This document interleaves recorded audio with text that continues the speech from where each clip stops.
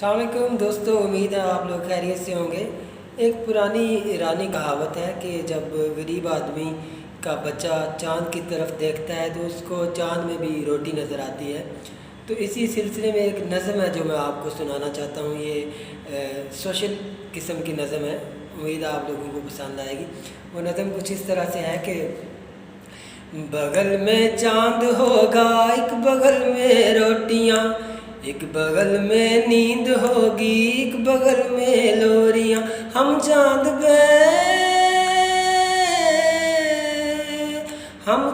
पे रोटी की चादर डाल कर सो जाएंगे और नींद से कह देंगे लोरी कल सुनाने आएंगे, और नींद से कह देंगे लोरी कल सुनाने आएंगे। एक बगल में चांद होगा, एक बगल में रोटियाँ। अम्मा तेरी सिसकियों पे कोई रोने आएगा, कोई रोने आएगा।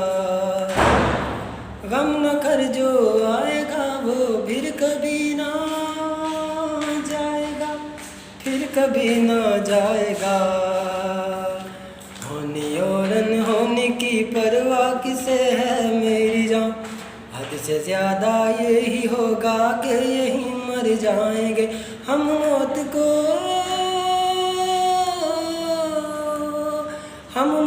को सपना बताकर उठ खड़े होंगे यहीं, और होने को ठहंगा दिखाकर खिलखिलाते जाएंगे, और होने को ठहंगा दिखाकर खिलखिलाते जाएंगे। एक बगल में चांद होगा, एक बगल में रोटियाँ, एक बगल में नींद होगी, एक बगल में लोरियाँ।